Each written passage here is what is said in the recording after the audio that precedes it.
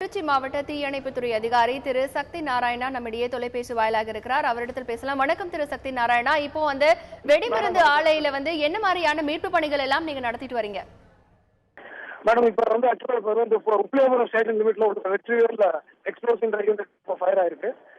இப்ப அந்த Uppiliyapuram station fire brigade, Thuraiyur fire brigade, Tiruchi fire brigade மொத்தம் 3 வாட்டர் டெண்டரோட அங்க ஃபயர் ஃபைட்டிங்ல இருக்காங்க.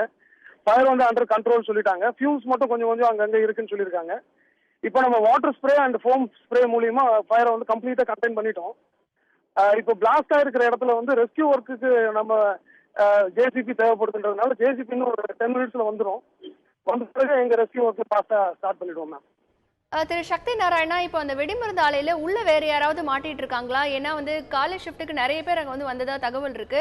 உள்ள யாராவது மாட்டிட்டு இருக்காங்களா? உள்ள யாராவது இருக்காங்க அப்படிங்கிற தேடும் பணி எப்படி இருக்கிறது?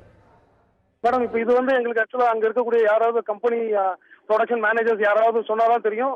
எங்களுக்கு தகவல் 15ல இருந்து 18 பேர் இருப்பாங்க அப்படின்றது அங்க இருந்த மக்கள் யாரோ சொல்லியிருக்காங்க. இப்போ யாருமே 2 பாடி மட்டும் எடுக்கப்பட்டிருக்கு.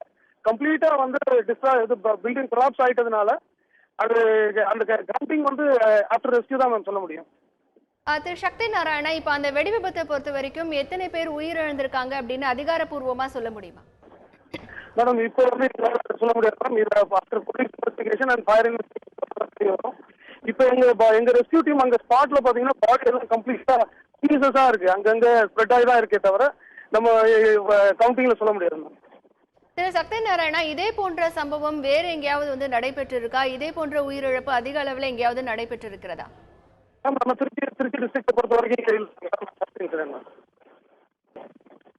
திரு சக்தி நாராயணா, மீட்பு பணியை பொறுத்த வரைக்கும் பொதுமக்கள் யாராவது கூட இருந்து உங்களுக்கு ஹெல்ப் பண்ணிட்டு இருக்காங்களா? மேம், இப்ப நான் அட் பிரசன்ட் நான் டெப்டி டைரக்டர் இன்சார்ஜ் கடலூர்ல 31 பிளேஸ்ல இருக்கேன். இப்போ எங்க டைரக்டருடைய ஆர்டர் படி இப்ப நான் டுவர்ட்ஸ் உப்பிலியபுரம் மூவ் பண்ணிட்டு இருக்கேன். இன்னும் ஒரு 2 ஹவர்ஸ்ல ரீச் ஆயிடுவேன். எனக்கு அங்க இருந்து வந்த தகவலின் படி அங்க போலீஸ் ஏரியா பயங்கர நல்ல கார்டன் ஆஃப் பண்ணிட்டு ரெஸ்கியூ டீம்ஸ் ஒர்க் பண்ண விட்டுட்டு இருக்காங்க.